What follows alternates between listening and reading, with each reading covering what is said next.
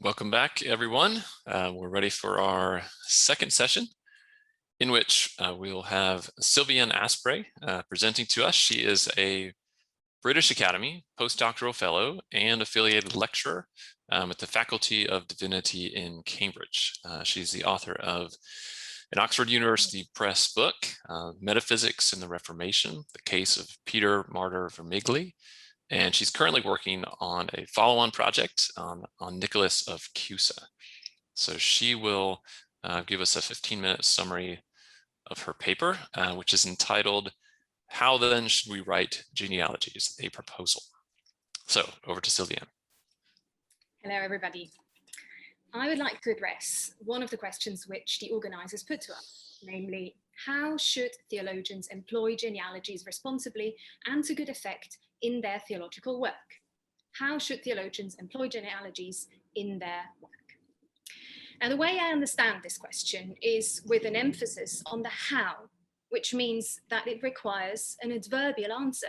In what way should we be writing genealogies? Or perhaps better, in what mode, taking what kind of stance? Now, any answer to the question, how should theologians employ genealogies in their work, also requires that we specifically focus on theology, theological work. What we are after here is therefore a mode of doing theology, one of many possible modes, as Ruth helpfully put it on Thursday. And the question is how this mode, if we choose to inhabit it, this mode of doing theology is best inhabited. My proposal has two parts. I would like to argue that theological genealogies ought to be done, one, in an involved way, and two, in a conjectural way. Now, let me explain in turn what I mean by this. My first point about the need for involvement is an extension really of Ragnar's observation yesterday that some contemporary genealogies strangely seem to suspend the present, as he called it. They are not sufficiently aware, that is, of their own context and their own involvement in the stories they're describing, which then puts them in danger of pretending to have a divine view on history. Now, there are at least two ways in which those newer theological genealogies we have been discussing seem, in fact, to be involved already or come with an impulse directed towards the present. First, in telling of historical options that could have, but were not fully actualized, say a unified Christianity reforming itself from within, or a Christian theology characterized by a strong understanding of participation in the divine.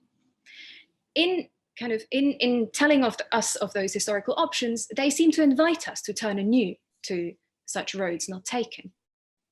And second, those genealogies arguably also have a present directed dimension insofar as they seem to provide a historical reason for a crisis many experience right now. So there is an existential import of many genealogies, which is to give us a reason why things are out of control, thereby ostensibly giving back some sense of control, right? And yet, both these impulses, the oblique call to a road not taken and answering the existential need to explain a crisis, both of those are not involved enough, I think. The impulse to explain the evils of our time through a wrong turn in history effectively frees the explainers and their preferred theological or philosophical traditions from responsibility to the world as it is now. If only the other road had been taken, our road, so the sentiment goes, things would not have been quite as bad as they are. And because we side with that other road, we need not be held quite so responsible for all the evils of this day. Now, a related non-involvement also takes place on the level of the genealogy itself, I think. We have been discussing Nietzsche's approach to genealogies, which is eminently action-directed, or present-directed, if you like. Discovering the genesis of an idea or ideal meant for Nietzsche to remove the scales from our eyes to reveal the false gods we believed in. Now, while we may not agree with this approach, I want to emulate it, it does highlight a feature which is often missing in contemporary genealogies, namely the expectation of a direct intertwinement between the ideals that are genealogically traced on the one hand and our present day appreciation of those ideals. What is it, we might ask, that makes ideals such as a unified Christendom or a sacramental ontology attractive to genealogists? How does it chime with their own political leanings? And how do they expect their genealogizing to affect their readers' appreciation of or belief in such ideals? For an example of an involved genealogy, which is not quite as perhaps destructive as Nietzsche's, we might look to the recent work of the German sociologist Hans Joas. So it's not Jonas, we've been talking about Jonas, but Joas. He's a contemporary Catholic German sociologist, on the genealogy of the human rights. Joas develops an approach he calls affirmative genealogy. And affirmative for him means affirming the way in which historically formed ideas call upon us to realize them now. This means we leave the bird's eye perspective and consider the relation between historical ideas and their present day relevance for ourselves. So an involved genealogy would not only trace historical ideas and their developments, but also self-consciously see this work as affecting our own adherence to these ideas in the present. This is particularly relevant for theologians who want to use genealogies as a mode of doing theology, because it really, I think, heeds the guidance of Genesis 3, the mother of all full narratives. Genesis 3 is a story about why we are where we are now. And in that sense, it shares its aim with theological genealogies. However, it does not pinpoint a wrong turn taken at some point in history, but locates the fall from grace in time immemorial. This is precisely what makes it impossible for us to extricate ourselves from the story. If the fall happens in history, then there's always a temptation to dissociate ourselves from it by claiming to be on the supposedly good side, on the side before that fall happened, or the side that escaped that fall somehow. But by contrast, the biblical fall narrative makes us necessarily part of the story. It affects our present day self-understanding as fallen, as sinful. It is impossible to have a bird's eye perspective here. Our involvedness has been part of the DNA of this full story since its very inception. And what is more, the biblical full narrative is also directed at the future. Biblical theologians tell us that Eden is the foreshadowing of the new heaven and new earth of the eschaton in Revelation 21. This means that the biblical full narrative not only offers an involved account of where we come from and why we are where we are today, but also carries with itself the injunction to walk towards a future good for which we hope. Those of us attempting to write genealogies, if they wish for them to be theological, would therefore do well to take this biblical genealogy as an example for how genealogies can be involved and future directed. Judith observed yesterday that many genealogical accounts seem to replace the narrative of the fall. What I'm proposing is that instead, genealogical accounts should take their cue from it, from the narrative of the fall. Now, my second answer to the question how theologians should employ genealogies responsibly and to good effect is conjecturally. And I know I need to be brief here. The French historian Henri-Irénée Marot, in his 1951 book De la Connaissance Historique, suggests that there's a genuinely creative moment in writing history, namely at that very moment when we ask our initial research question. That's because any question presents itself in the form of a hypothesis, really, which is to be verified. Could it be that? And classic positivist historians will recoil at the idea that historical research is always begun by such a sort of intuitive moment, but it seems to me simply quite true. Whenever the information available to us is too plentiful, we do need a guess, a preliminary conjecture of how to order that plentiful information and make sense of it, even if this guess needs a lot of revision later on. We see this need for theoretical orientation when we teach, for instance. Indeed, many teachers would see it as their role to provide students with some theoretical orientation in the vast sea of knowledge. And yet, good teachers also want to teach their students that the theoretical orientations they offer them are merely auxiliary. Genealogies, I believe, are just such auxiliary theoretical orientations. They offer relatively simple answers to big and complex questions, thereby providing theoretical guidance of how to structure and understand otherwise vast and unwieldy areas of knowledge. They help students to decide where to begin their own readings, serve to form a canon of what might be worthwhile to read, and offer an account of how those texts might be seen to fit into larger historical trends. In all of this, their work is really important and valuable. However, it should not be forgotten that genealogies remain creative conjectures. They are scaffoldings, not more and not less. As scaffoldings, they allow some mental construction work to happen, but they are not there to last. Theologically speaking, the issue here is that the subject matter of genealogies, historical reality itself, can only be fully grasped by God. And there is thus a fundamental inadequacy, as Mary would call it, between the subject matter, historical reality itself, and the finite means of our minds and methods. This is why our knowledge necessarily needs to remain conjectural. In fact, as theologians, we know that all our knowledge, I mean, we're good at that, about knowledge when that all our knowledge, when its object surpasses our finite perspective, has to be complicated, and I would call it conjectural. That's taking a cue from Nicholas of Cusa, of course. Our conjectures are playful, human attempts to participate in God's knowledge in our own limited way. For those of us attempting to write genealogies, the insight that our work is conjectural can both be humbling and freeing. It can be humbling because it is easy to forget the provisional nature of the mental edifices we built for our own theoretical orientation. And yet the insight is also freeing as it recognizes our finitude. As finite creatures, our perspective is necessarily limited. And the best we can do is to acknowledge this finitude. We need other people's perspectives to complement ours, and we cannot have a God-like bird's eye perspective on history.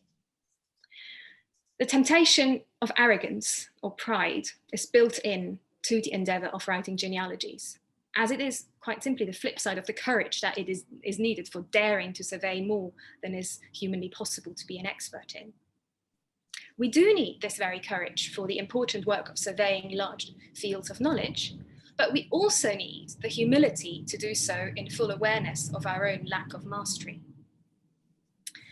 And to conclude, both of my answers to the question of how theologians should employ genealogies responsibly are ultimately rooted in a theological anthropology, an understanding of human finitude, to be precise. Because we are human, because we are not God, we are involved in the stories we are trying to understand. That was my first point. And my second point, because we are human and because we are not God, our knowledge of history is necessarily conjectural. Thank you. Okay, thank you. You've drawn things together very clearly there at the end. We'll have a response to that paper from Johannes Zakuber. So let me introduce him. Johannes Zakuber is a professor of historical and systematic theology in the Faculty of Theology and Religion at the University of Oxford. He has written monographs now dealing with 3 different periods of Christian theology: late antiquity, the Reformation, and the 19th century. So thank you very much for being with us, Johannes, and over to you. Can you all hear me? Yes. Thanks, Darren, for the invitation, and thank you, Silvianne, for your paper. Silvianne has offered a thoughtful reflection on the general topic of the conference, or at least on one important aspect of it. The paper addresses what we might call the genre of genealogies. It asks what it means to write them and how we should go about doing so. Specifically, as we've just heard, she offers 2 proposals, both evidently spun out of her reflection on currently existing instances of the genre of genealogy. First, she proposes that genealogies ought to be involved, by which she means that the genealogist should think of themselves as part of the story, not as a bystander who, from the sidelines, so to speak, judges the world as it has evolved. Second, she wants genealogies to be self-consciously conjectural, that is, aware of their own limitations and therefore more tolerant of alternative viewpoints. I should begin by saying that I found the paper as a whole fascinating. While I agree with much of what Silvianne writes, what stands out for me is just how stimulating and evocative her argument is. For that reason, it wasn't at all difficult to write a response. If anything, it was difficult to keep my response to the prescribed length. Things were not made easier by the fact that the two parts of her talk are almost two separate papers, each of them full of intriguing suggestions and implications with wide-ranging consequences for the problem of genealogies as such. I will do my best to offer some comments and reflections on both parts of her argument, while being painfully aware that I can only do very partial justice to their wealth of ideas and insights. Let me then begin with the first thesis of Silvianne's paper, that genealogies should be, but are often not, involved. They are, we could also say, not written in solidarity with the present moment. Rather, they're often presented from a position of aloofness, pointing, we might say, a metaphorical finger at the world that has gone so wrong. Do genealogies have to be like that? Silvianne answers this in the negative. To answer this question with certainty, of course, we need to know what genealogies are. This, to me, is a first really important pointer in Silvianne's paper. In discussing genealogies, Silvianne rightly dwells on Nietzsche as the first modern genealogist.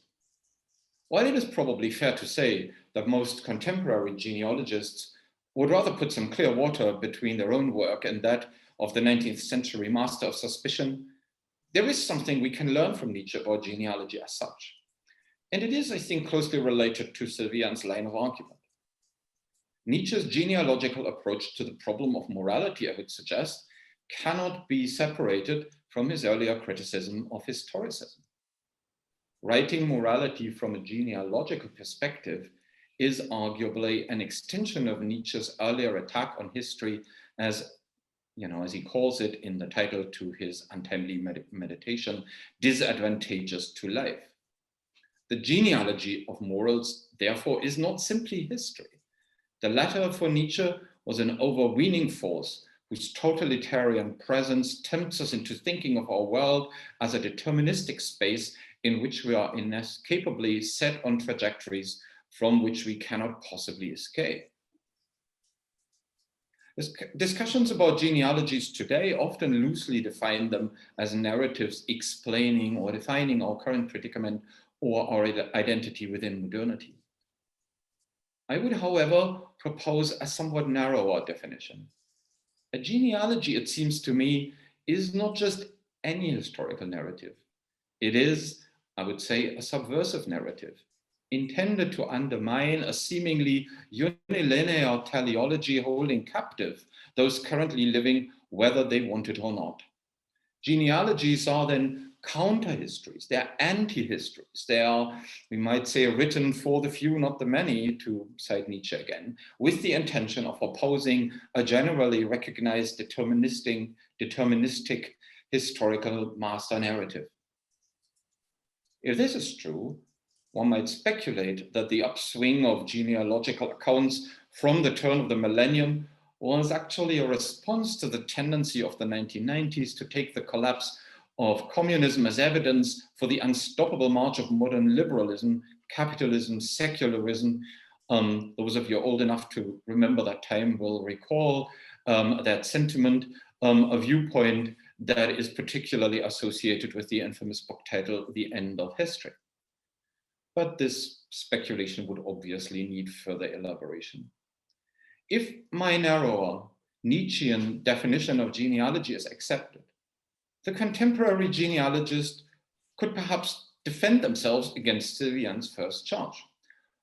For it would seem that genealogies are never entirely uninvolved. Rather, they're always connected with the problem of agency in the present, as Silvianne rightly recognizes in the case of Nietzsche, insofar as they push against the deterministic force of widely accepted historicist narratives.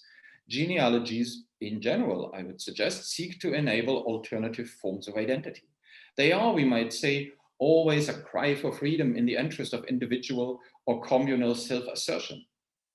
In other words, if Silvianne rightly accepts that Nietzsche's genealogy is meant as a protest against the inhibition of individual agency, his contemporary heirs should be allowed the same interpretation insofar as their genealogies too are subversive counter-histories intended to liberate us from the supposedly inevitable march of liberal progress. But perhaps this defense isn't quite as successful as it might appear at first sight.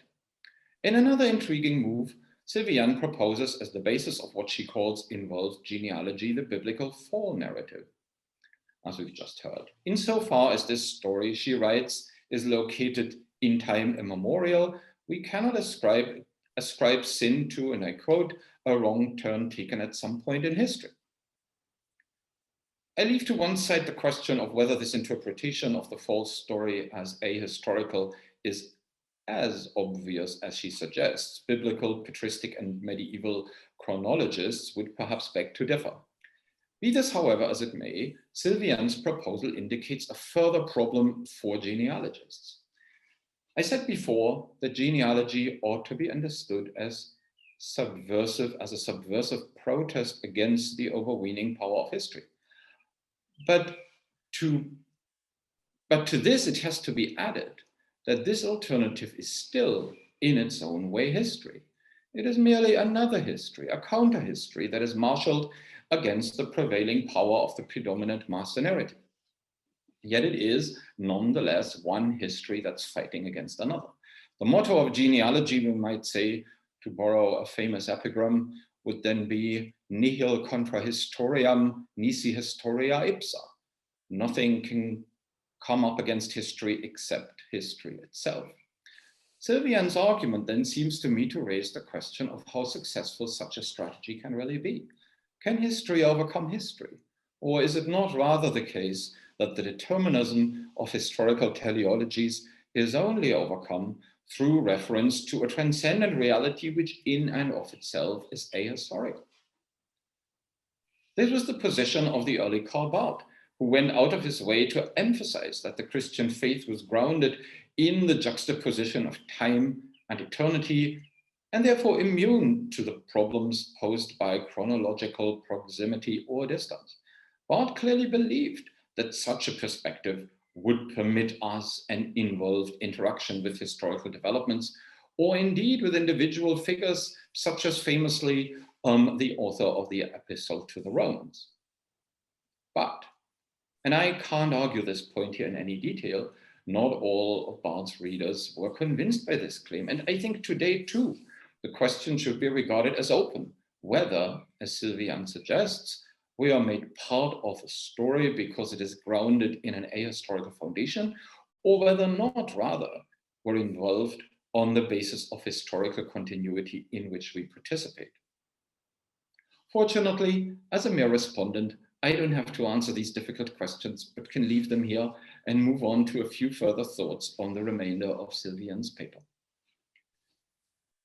As I've already indicated, and you've also heard from herself, in the second part of her paper, Silvianne seeks to persuade us that better genealogies result from a self-awareness of the, as she calls it, conjectural character of all historiography. She draws there on a book, I think rather little known today outside France, Marou's La Connaissance Historique. Marou offers a philosophical reflection on the writing of history, advocating, as Silvianne's citations make clear, a healthy humility on the part of the historian. Historians, after all, deal with a potentially infinite amount of material from which they select in order to produce a narrative. There is therefore always a conjectural dimension, a creative dimension in this process. The historian uses a variety of abilities, including intuition and creativity, to assemble a coherent story from these materials.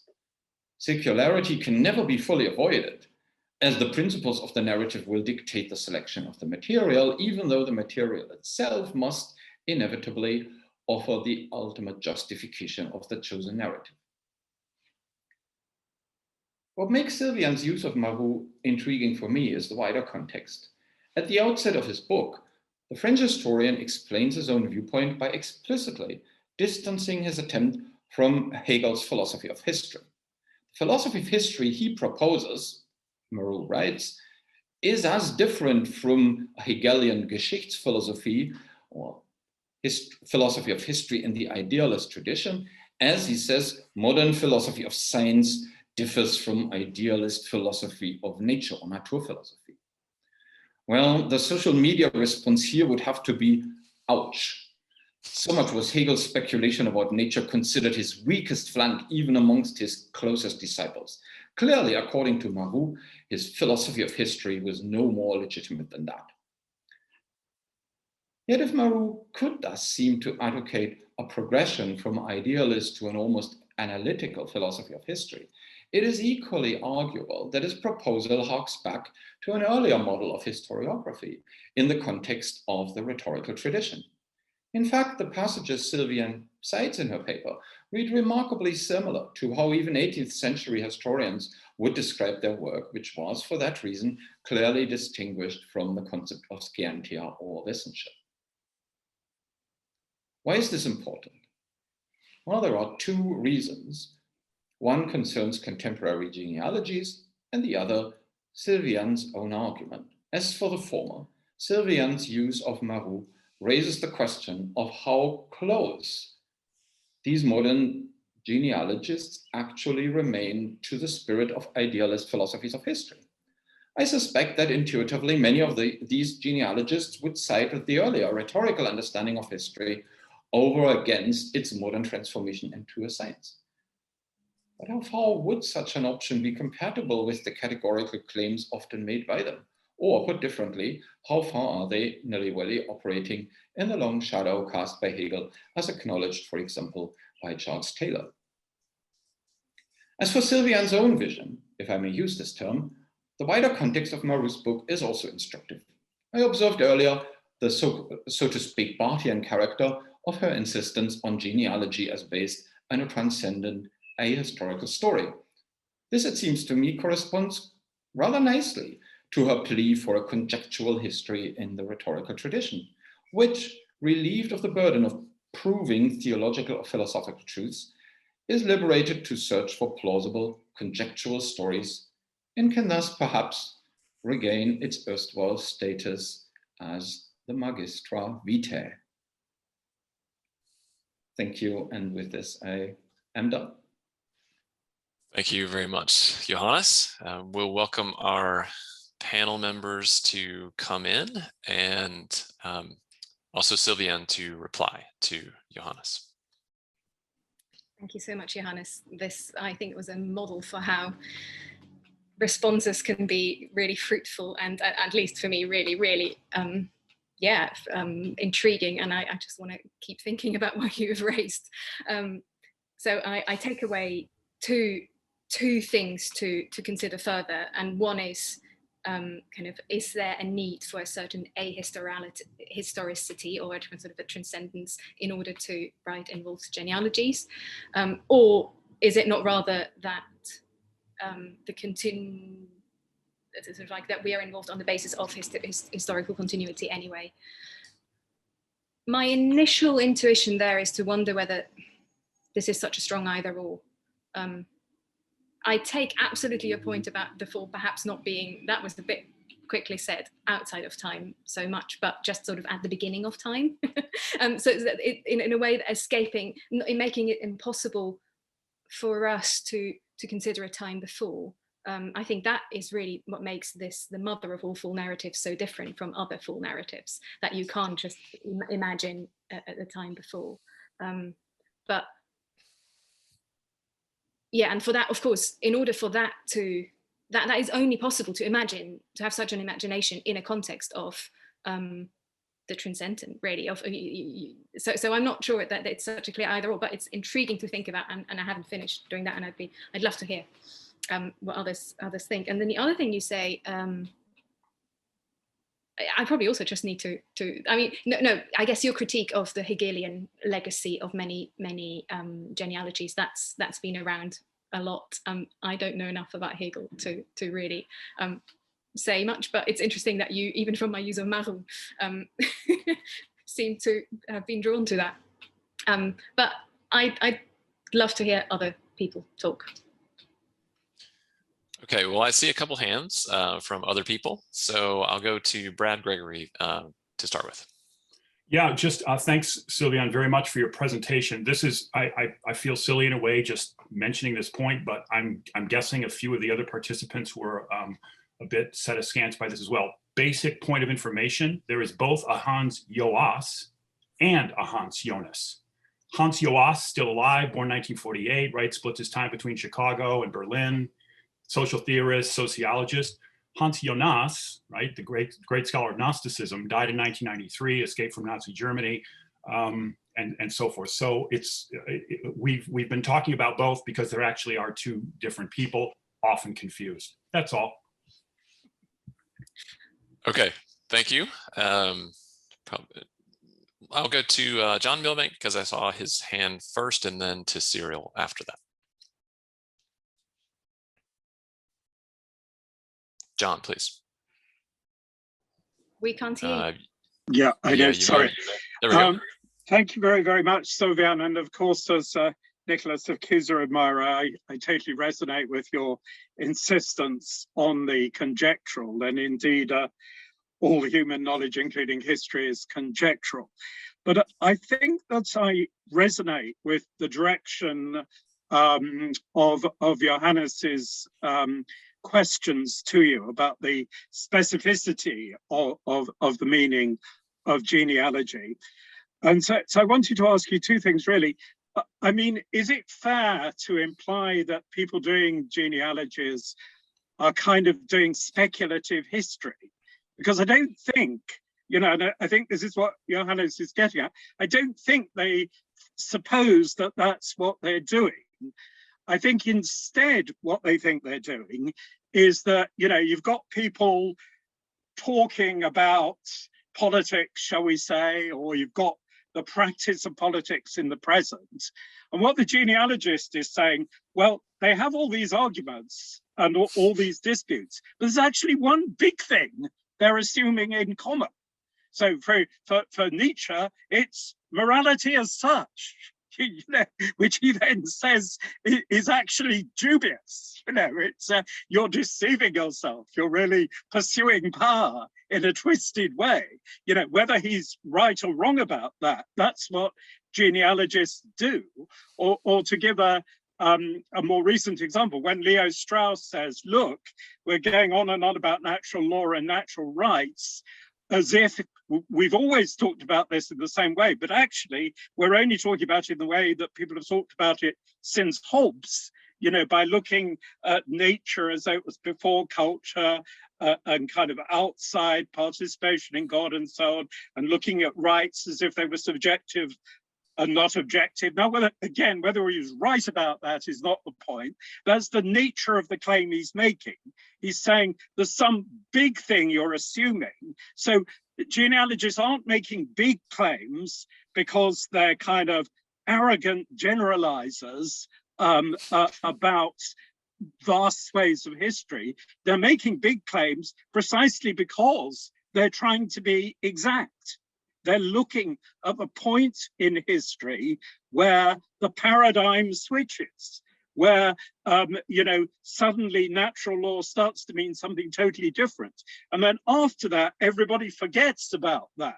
They forget about that moment of birth, you know, so we're talking about genealogy, birth is the metaphor, and they're taking us back to that moment of birth.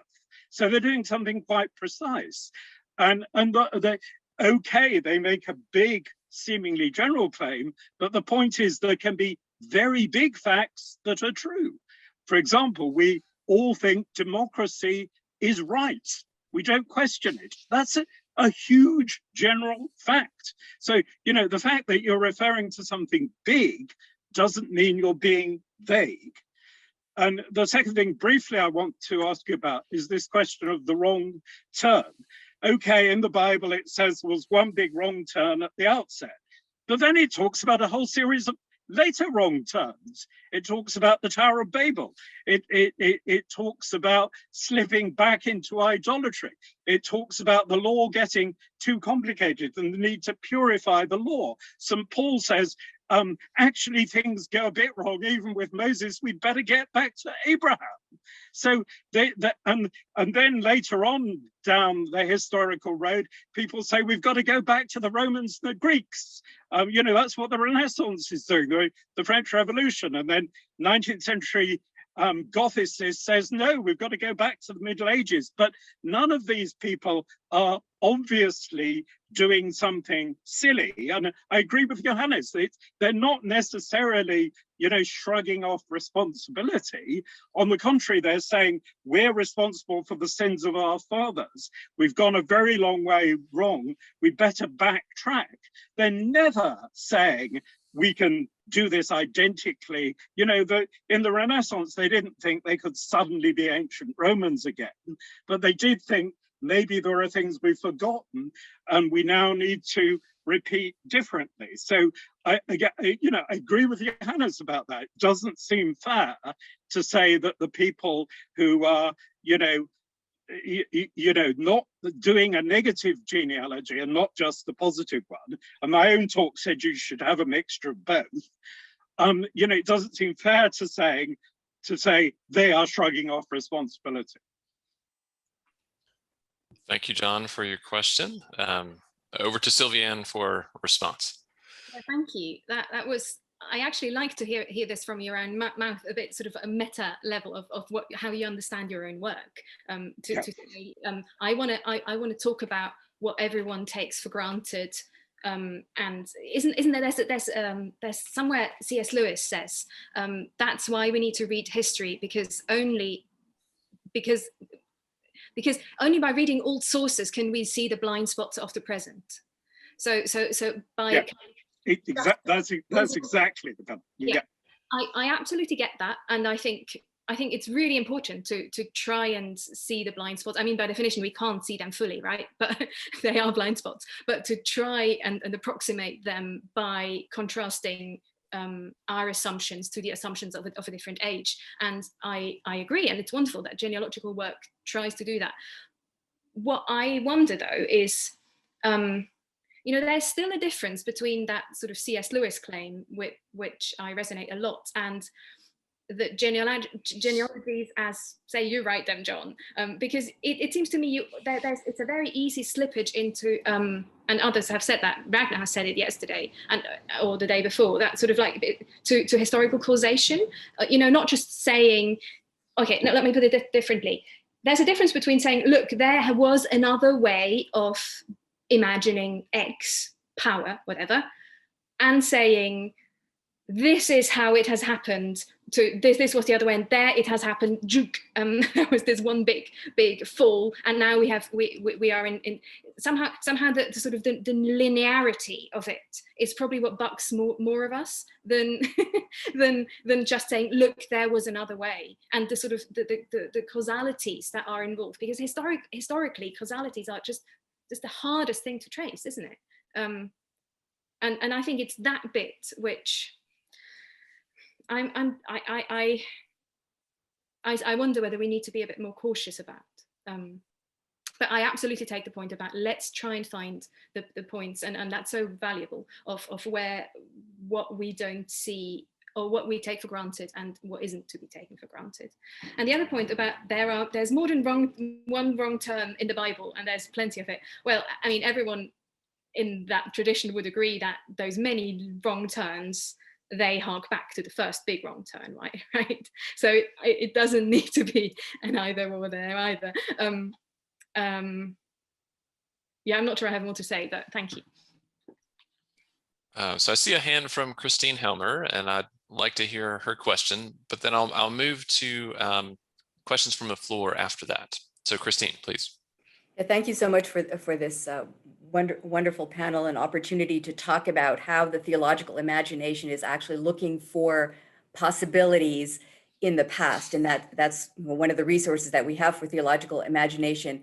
I don't think that looking for resources in the past has to be directly correlated to looking for sort of moments of innovation that constitute a paradigm shift. I think that there are other ways to look at history, perhaps more in terms of continuity than in terms of a paradigm shift to actually detect these moments of possibility.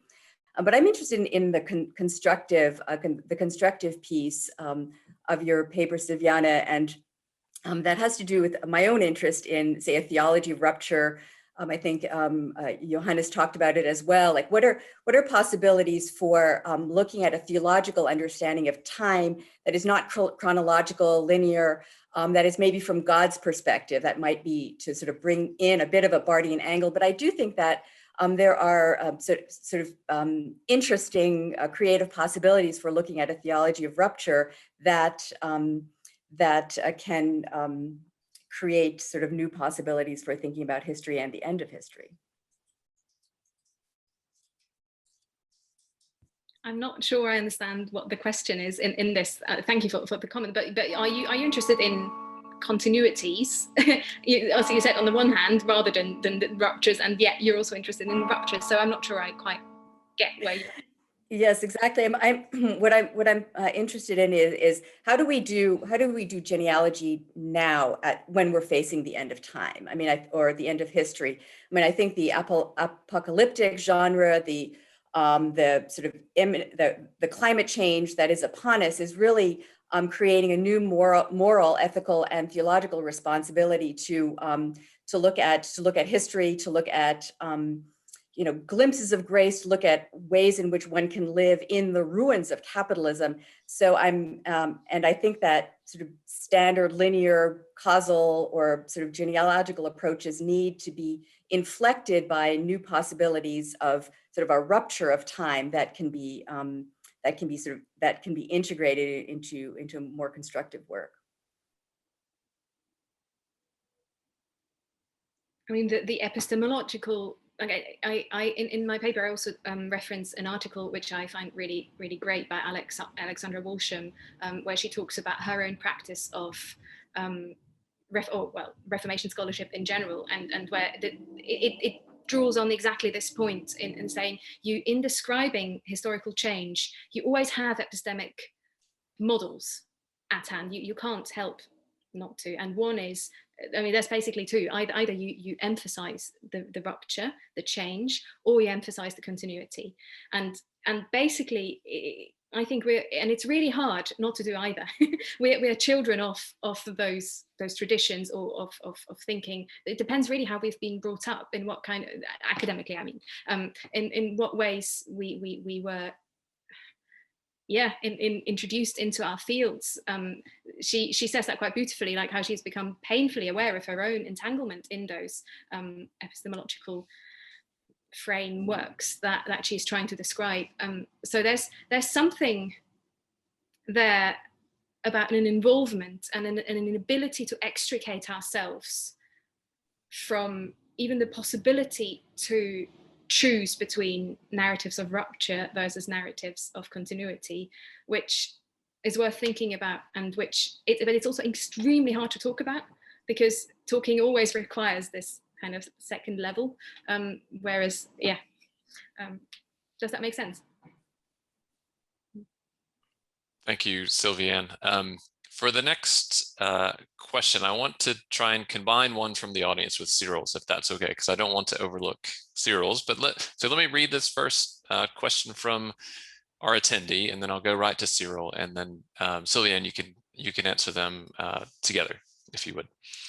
So the question from the attendee is as follows. I think this relates directly to your point about the involvement of the human subject within the historical story that they're trying to tell.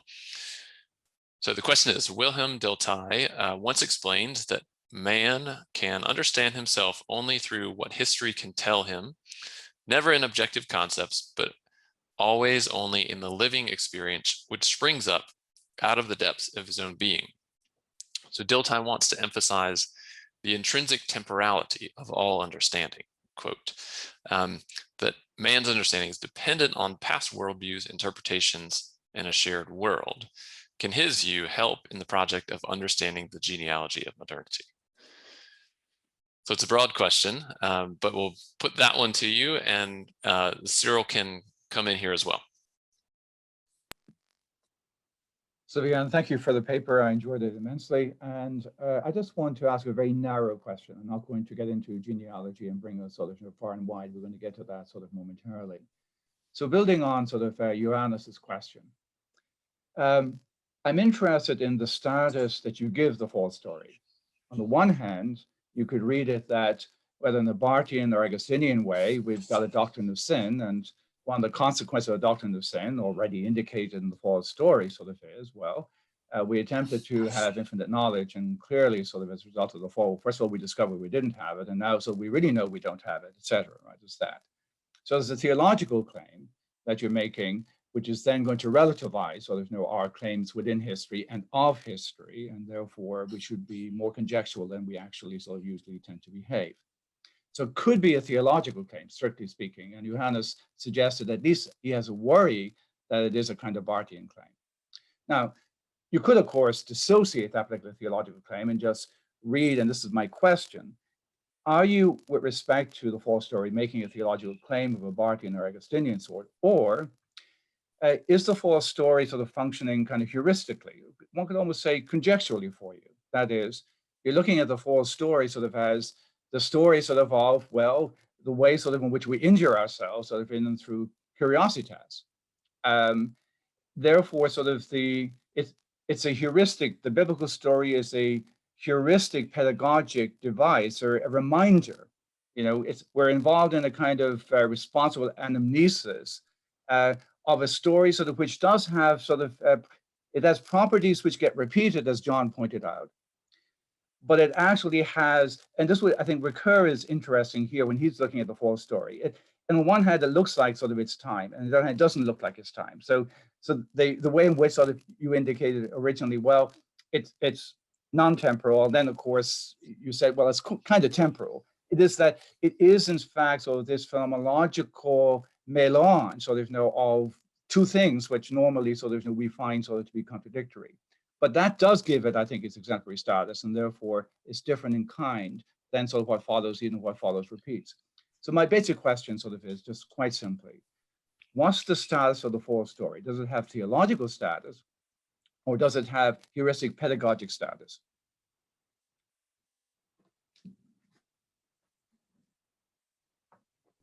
Okay, I need to address that first because it's always what is nearer. I'm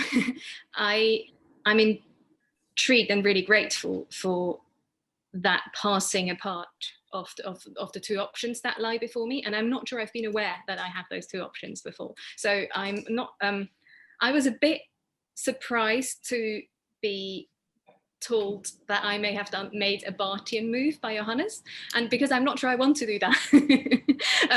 So Cyril, you're giving me another way of thinking about it, more heuristically and conjecturally, because that would fit very well with my conjectural point. So I think I might have a leaning towards the latter, but yeah, it's all quite kind of early stages of thinking through. But thank you very much for that. And as for Lucas Setimus' mention of Wilhelm Dilthey, yeah, I really like those quotes. Can his view help in the project of understanding the genealogy of modernity? I think yes, and basically my very, very simple point is probably that so far in this conference we have not often talked about the role of, well, that there's no neutral point of departure, that we always bring our own presuppositions and stories and academic upbringings into what we do genealogically as well. And that's in much of philosophy, that's so much taken for granted that I was a bit surprised not to have heard it, and in some ways even have heard it slightly denied in this conference so far. So that's really only what I want to underline. And if Dilthey can help, he seems to be a slightly surprising ally, but great. Well, let me follow up on that and just ask you to talk a little bit more about some of the points that you made there at the end, which I think are interesting and can lead us into the roundtable, perhaps, which is coming up. when you say that we come to this work that we do with presuppositions and so on, I mean, does that mean then that the distinctions that some of our contributors to the conference were trying to make earlier between normatively freighted work and work that isn't normatively freighted, may just be kind of drawing out logical connections,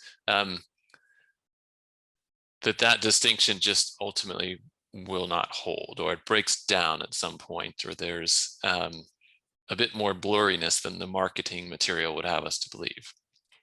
Is that the kind of distinction that you would challenge, or you might also be challenging distinctions between operating the theological way with faith commitments and operating without those faith commitments, kind of bracketing them? What are the sharp elbows aimed at? I think neither of what you said. I mean, I'm certainly the first thing you formulated was the classic critique addressed to postmodern kind of perspectivity, isn't it? Like what remains then as sort of standing, and that's certainly not any elbow I have, and but because I also think that critique, it doesn't go anywhere, because of course something remains even if we admit a certain perspectivity, and I think perhaps theologically, and there I draw on Kieser, who is very, very perspectival, very kind of affirming of individual perspectives on the truth, that they do not need to be to say that a perspective on the truth is individual or finitely limited does not need to mean that it is wrong, but it simply means it needs complementarity by other perspectives. And it's I think that's a theologically really important point as well, and a relatively simple one, which takes the wind out of the sail of the sort of this classic critique, it seems to me, of what is there any normativity left?